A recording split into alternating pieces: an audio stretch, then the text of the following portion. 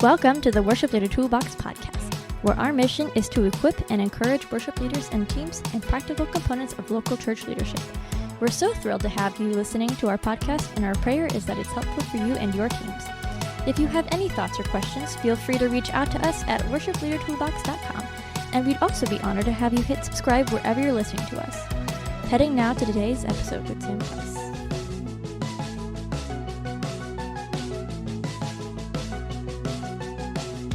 Hello, my name is Tim Price, and I'm so glad to have you here on the Worship Leader Toolbox podcast. It's been 2 or 3 years now since we started this, and it's a blast to have you along, thinking about the best ways to help lead our church in the worship of Jesus.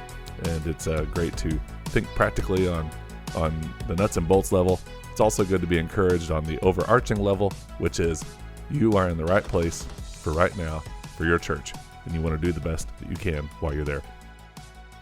But I did want to mention that I'm put in the email. If you're not on the email list, be sure to sign up. But I'll put in there a little note about looking for and praying for someone to join us on the Worship Leader Toolbox podcast in a volunteer role of helping to put these podcasts together, edit them, and send them off to internet land. If that is something that you might enjoy or that you know how to do or would like to learn how to do, reach out to me, Tim at worshipleadertoolbox.com, Tim at worshipleadertoolbox.com, and we'll explore the possibility to see if it's a fit, and would love to have you join us if the Lord is leading. Well, today we want to talk about musical dynamics and how they will make a difference in worship. Sounds like a big word, musical dynamics, but it's simply the volume at which you play a note or a phrase of music. And one simple difference to raise up the level of the sound of your worship team is to begin to focus on dynamics. If you're at the beginning stages of worship ministry, sometimes you just are happy to get the song done. You made it through, you ended together. And that's usually in the student worship band world, I realize. But then there's this place that you can get to with your regular worship team where you have the songs down, but the next step is to increase the inspiration and emotional connection and response. So here are some thoughts about how musical dynamics can help create those kind of moments in your worship service. So here's just a few of them. Number one, a quieter chorus. Now, some of this is just natural. If you listen to any of the modern church recordings, you're going to hear these kinds of things, and you're probably doing it in some respect either way. But this is just to be thinking about it. You want to weave these in various forms, so not every song has the exact same beginning, intro, and quiet chorus before the big bang at the end. But a quieter chorus will definitely make a difference. If you have a breakdown on the chorus just before the final chorus, if it goes into acoustic strumming or some kind of pad or keyboard sound, it really allows the congregation to reflect on the words more slowly and quietly before hearing it really projected one last time. It also, on those quieter choruses, reminds the church that they are singing together. It kind of builds in the theology that it's the whole church worshiping together, including the worship band and the people, and that God is the audience. And when people in the church hear their own voices sing loudly, it reinforces that and brings about a beautiful kind of sense in worship. I just mentioned this, but number two, different dynamics between songs. You want to have some tapestry in your worship set. You don't want all the same tempo or same volume. You want to change it up with varying speeds and varying keys and instrumentation, really to keep people's ears from just getting into a drone, kind of a boredom. It helps to keep the energy up by changing the pace and the sound. And one of the things about that is that I think most people have that naturally going as well. We often hear when we're planning worship sets that you want to have, most often people just say upbeat songs or slower worship songs. It's kind of categories can kind of shift with different eras, but pretty much people think that way. And sometimes what might help your church, if you've always had the upbeat opener, the second middle song that everybody knows pretty well, and the third song that's going to help lead into kind of a message time, is to maybe even change that a little bit. Instead of a closing song that's kind of more reflective, do a closing song that's more celebratory, and just see how that kind of shifts people's opportunity to be re-engaged and to worship. Number three, keep things unpredictable. The more predictable it is, the less people are going to be engaged. And so Don't get quiet on the second to last chorus every single time, because that will become kind of a boring, and I don't mean to say the word boring like worship is boring, but more like it's going to be unengaging, because people's minds will kind of know what to expect. And if they don't know what to expect, like if something changes in that regard, then they're going to be more open and more alert and more engaged. So that's what's going to help keep things fresh when it's unpredictable. All right, number 4 in musical dynamics, this is for you as the worship leader and for each team member, is to know when not to play. One way to increase dynamics in worship is to create specific times for specific instrumentation. Knowing when not to play can add a huge level of intensity. When the instruments drop out and all that's left is bass and drums during a upbeat song, people are almost automatically going to clap and engage, because that's just the feeling of the music. And a song that only starts with keys or a pad sound with a lone voice, that's really going to help people realize these words are important. And this kind of emotional shift from maybe a celebration song to more of a cry out kind of song is really going to help people bring about emotional kind of response to singing and reflecting on those words. So there's a lot of ways to have instrumentation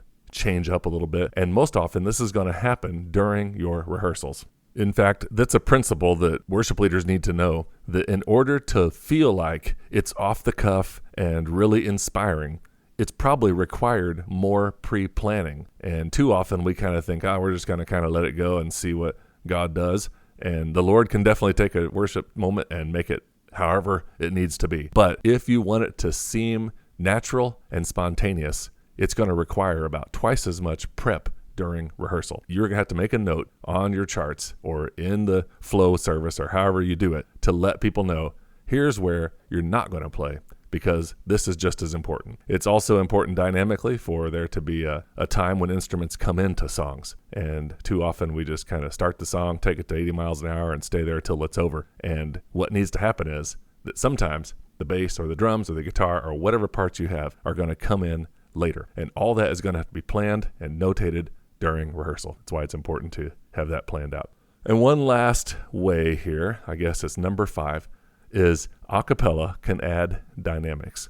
And I guess I already mentioned this when I was thinking about the quieter chorus where the congregation hears their voice. But when the worship team is able to know the moments to step away from the mic and allow a cappella voices really to be heard. And this is just a huge thing because, as I mentioned, the congregation hears themselves, but also it lessens the focus on those who are leading worship. We have to have people leading. You have to have that kind of structure so that everybody can follow along. But when the moment comes, the congregation knows the songs, things are working well, they know this lyric, it's a meaningful moment for the worship team to just back ever so slightly away from the mics and to let it be heard. It's not only heard for the congregation there, but it's also the voices are picked up live stream and other mics and things like that. So everybody gets to experience this dynamic of going a cappella. Now, one thing I always have to teach our groups, that whenever you do back off a cappella, you really want to pay attention. Sometimes those moments are pre-planned, as I just mentioned, but other times you just get this sense that we all need to hear the church sing. And so you got to back away. And when the leader begins to back away, the other vocalist must back away, because if one vocalist stays on the mic front, you're going to have this belting out of maybe just a harmony vocal that's going at it, and they may not even realize it. I've noticed over the years that this really changed when the in-ears became the thing as opposed to wedge monitors and room volume. And it's a little bit tougher sometimes to actually get this to pan out right. Sometimes it's just eye contact and people knowing. Sometimes it's a instrumentation kind of thing where it does go down so low that people naturally kind of back off. But if you're going to do a cappella with the congregation and you're going to back off the mic, make sure you're in sync. And then a second thing is that a cappella voices from the stage can also have a huge impact. Like if you're starting a song and instead of just the whole band coming in, hit the note and do the whole first chorus full on the mics with harmony and energy, and then when that chorus is done with the worship vocalist, the whole band comes in. All those things and literally 1,000 other ways that you can add musical dynamics to help your worship team add a little more emotional connection and response from the congregation. Now, it just dawned on me that I'm using the word emotional connection, and music is emotion, and I'm not saying manipulation. I'm just saying help pull on the heartstrings of people. People are showing up to worship. There is a God to be praised. There's a joy in our faith There's a thankfulness for our salvation and the grace that we receive. And sometimes, just in the daily life and the daily grind and the crazy calendars of people that we are loving and serving in our church, those things can become sort of numb. We're just inundated with screens and messages and things and noise and people and stuff and issues and problems and all kinds of stuff. And so if we can have people in church have a bit more of an emotional connection to the lyrics and the songs, to the music itself, and ultimately to the message we're trying to share for that day and the overall message that we are following Jesus. And when we can do that as a worship team, it's not just manipulating, it's not just trying to get people to do things. It's literally allowing God's presence to fill the space, to fill the room, and to fill people's hearts. And so we want to make sure that we are doing our best to use every tool that we have, including musical dynamics. And I hope some of these things are helpful for you. Again, you can take a look at the blog post, worshipleadertoolbox.com, and look forward to seeing you next week. Thanks. Thanks again for joining us. If you have any questions, you can find out more about our ministry by going to worshipleadertoolbox.com. You can also take a quick moment to request access to the Facebook community, Worship Leader Toolbox. We'd love to connect there and have you connect with others.